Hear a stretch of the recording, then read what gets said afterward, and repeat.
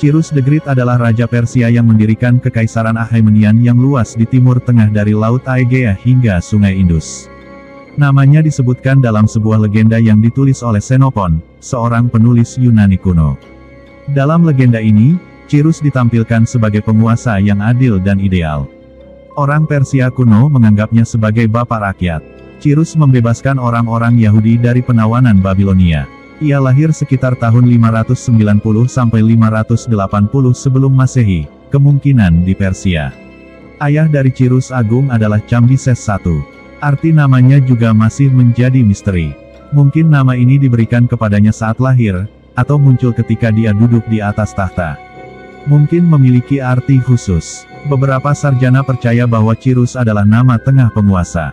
Ada versi bahwa itu milik Parsumash dinasti Persia yang berkuasa. Dia mendirikan dinasti penguasa baru, Ahmenskaya. Setelah Kekaisaran Ahmen, nama Cyrus tidak lagi ditemukan dalam dokumen sejarah Iran. Karena itu, para sejarawan percaya bahwa itu membawa makna khusus. Mungkin namanya dikaitkan dengan matahari. Tapi sebelum dia di Persia setidaknya ada satu penguasa lagi bernama Cyrus. Ini ditegaskan oleh sebuah teks kuno yang ditulis dalam huruf paku dalam bahasa Akkadia. Bahasa ini ada di Mesopotamia kuno bahkan sebelum kelahiran Kristus. Dikatakan bahwa Raja Agung Anshan, cucu Cyrus, putra Cambyses dan keturunan keluarga yang memerintah. Ini menegaskan bahwa Cyrus adalah wakil dari dinasti yang berkuasa. Kelahiran Kores dan arti namanya. Cyrus the Great adalah Raja Persia yang mendirikan kekaisaran sejarah dan biografi Cyrus the Great atau Cyrus yang agung yang luas di timur tengah dari Laut Aegea hingga Sungai Indus. Namanya disebutkan dalam sebuah legenda yang ditulis oleh Xenophon, seorang penulis Yunani kuno. Dalam legenda ini, Cyrus ditampilkan sebagai penguasa yang adil dan ideal. Orang Persia kuno menganggapnya sebagai bapak rakyat. Cyrus membebaskan orang-orang Yahudi dari penawanan Babilonia. Ia lahir sekitar tahun 590 sampai 580 sebelum Masehi, kemungkinan di Persia. Ayah dari Cyrus Agung adalah Cambyses I. Arti namanya juga masih menjadi misteri. Mungkin nama ini diberikan kepadanya saat lahir, atau muncul ketika dia duduk di atas tahta. Mungkin memiliki arti khusus. Beberapa sarjana percaya bahwa Cyrus adalah nama tengah penguasa. Ada versi bahwa itu milik Parsumash dinasti Persia yang berkuasa. Dia mendirikan dinasti penguasa baru, Ahmenskaya. Setelah Kekaisaran Ahmen, nama Cyrus tidak lagi ditemukan dalam dokumen sejarah Iran. Karena itu, para sejarawan percaya bahwa itu membawa makna khusus. Mungkin namanya dikaitkan dengan matahari. Tapi sebelum dia di Persia setidaknya ada satu penguasa lagi bernama Cyrus. Ini ditegaskan oleh sebuah teks kuno yang ditulis dalam huruf paku dalam bahasa Akkadia. Bahasa ini ada di Mesopotamia kuno bahkan sebelum kelahiran Kristus. Dikatakan bahwa Raja Agung Anshan, cucu Cyrus, putra Cambyses dan keturunan keluarga yang memerintah. Ini menegaskan bahwa Cyrus adalah wakil dari dinasti yang berkuasa. Cyrus II, yang hidup sekitar tahun 600 sampai 529 sebelum Masehi, menjadi pemimpin terbesar di dunia kuno jauh sebelum Alexander the Great berkuasa, sekitar tahun 356 sampai 323 sebelum Masehi. Asal-usul kehidupan Cyrus memang tidak terlalu jelas, karena kurangnya data sejarah mengenai hal tersebut, namun diperkirakan ia lahir di sebuah wilayah, yang sekarang dikenal sebagai Iran. Cyrus memerintah dua kelompok bangsa yang berbeda, yaitu Persia dan Media pada 559 sebelum Masehi. Cyrus memiliki pasukan yang sangat kuat, sehingga ia memutuskan untuk memperluas wilayah kekuasaannya dengan menginvasi wilayah Timur Tengah, seperti Lydia, Baktrian, Babilonia, dan bangsa lainnya. Perang yang dilakukan oleh Cyrus pertama kali diketahui terjadi ketika berhadapan dengan Raja Krusus dari Lydia, yang sekarang dikenal sebagai Turki, sekitar tahun 547 sampai 546 sebelum Masehi. Sebelum perang melawan Cyrus terjadi, Koresus meminta diramal oleh. Pada 539 sebelum Masehi, Cyrus berperang melawan kerajaan Babilonia, yang berada di tepi Sungai Efrat. Cyrus berhasil menaklukkan wilayah kerajaan Babilonia setelah melalui rangkaian pertempuran yang sangat panjang. Cyrus berhasil mengakhiri dominasi Babilonia atas wilayah Mesopotamia yang tidak pernah tergoyahkan selama hampir 1500 tahun. Tanah subur Mesopotamia, yang terletak di antara Sungai Efrat dan Tigris, menjadi berkah bagi siapapun yang tinggal di sana. Sehingga Cirus sangat menginginkan wilayah tersebut untuk menunjang kepentingan kerajaannya. Cirus pun diketahui berhasil membebaskan ribuan orang Yahudi yang telah ditawan oleh Babilonia selama masa kekuasaan Raja Nebukadnezar. Kedudukan Cirus sebagai penguasa kerajaan Persia, sekaligus penakluk bangsa Lydia dan Babilonia, tidak dapat ditandingi oleh siapapun pada masanya.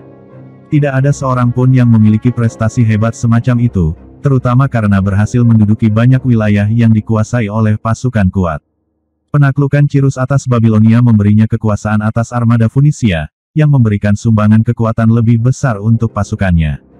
Cirus kemudian melanjutkan invasinya ke wilayah Mesir, dengan membawa pasukan yang sangat kuat. Namun sebelum misinya itu terlaksana, Cirus terbunuh ketika berperang melawan salah satu suku bangsa kecil bernama Massagetae, di perbatasan timur menuju wilayah penaklukannya. Hingga akhir hayatnya, Cirus berhasil membangun sebuah kerajaan yang kekuasaannya bertahan hingga 200 tahun, yang mencakup berbagai suku bangsa seperti Lydia, Baktria, Mesir, Funisia, dan Babilonia. Legenda Cirus the Great. Sarjana Yunani kuno Herodotus menulis tentang dia. Xenophon, bagaimanapun, sangat mengidealkannya. Dalam karya-karyanya, ia lebih merupakan pahlawan sastra daripada tokoh sejarah.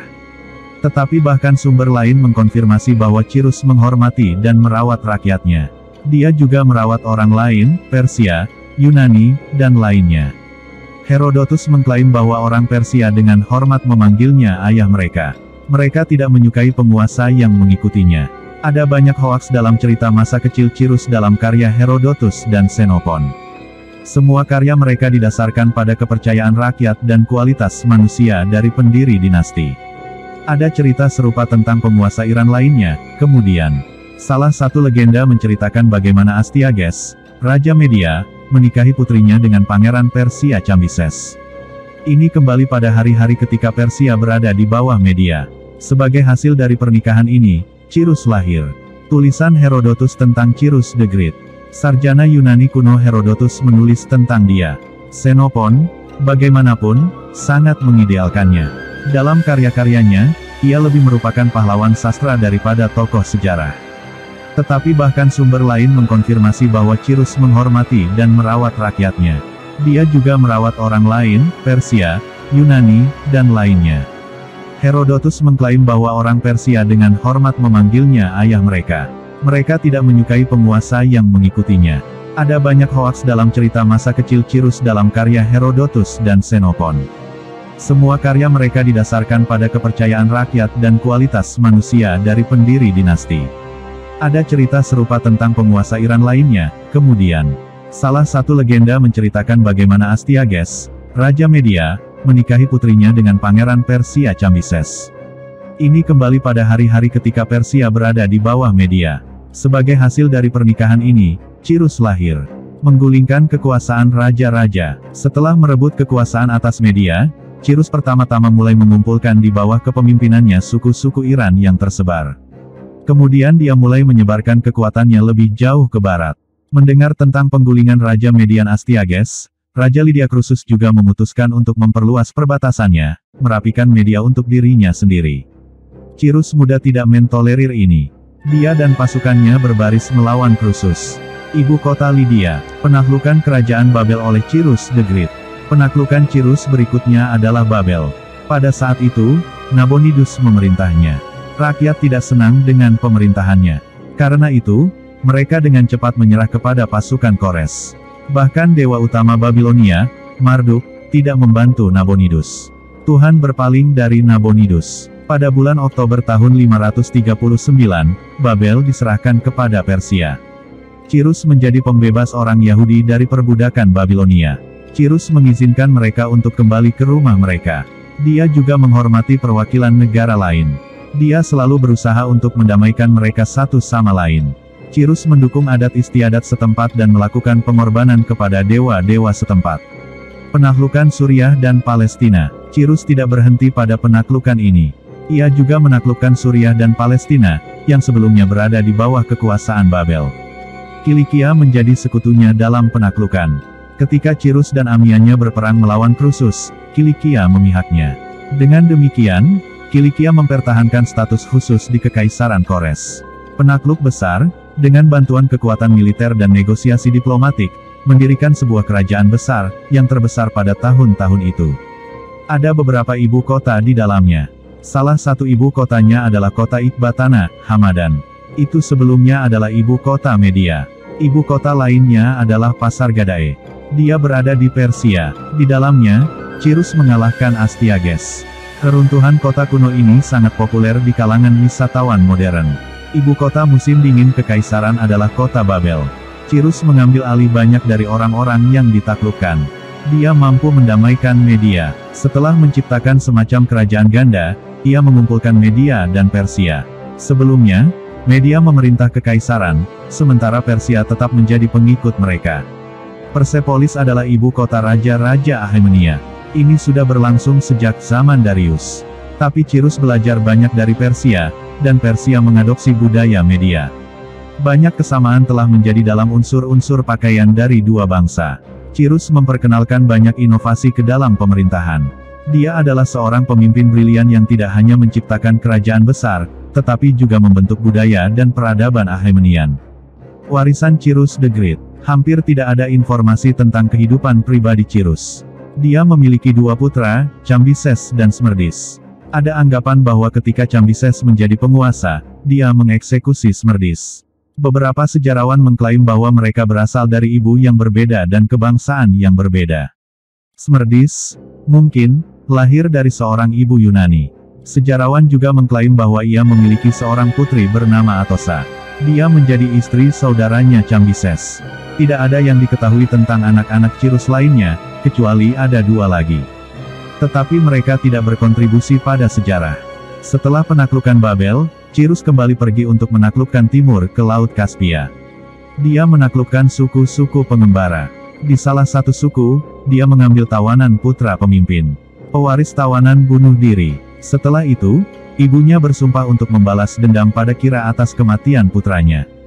Terobsesi dengan rasa haus untuk membalas dendam, wanita itu membunuh Cyrus. Tapi ini hanya legenda. Penaklukannya di Asia dikonfirmasi oleh keberadaan kota bernama Kiropolis. Kekaisaran ini bertahan selama 2 abad. Kekaisaran Achaemenian terus berkembang setelah kematian Cyrus Agung selama 2 abad. Memori tentang dia tetap dalam memori Persia selama berabad-abad. Dalam versi yang berbeda, kisah Cyrus ditemukan di antara orang Yunani dan Persia kuno. Xenophon, seorang penulis Yunani kuno, memilih dia untuk kisahnya sebagai contoh untuk diikuti. Cyrus telah bertahan dalam ingatan banyak generasi orang sebagai pendiri besar kerajaan kuno. Teladannya memengaruhi pembentukan Alexander Agung sebagai pemimpin militer. Di Iran, memori penguasa besar masih dihormati.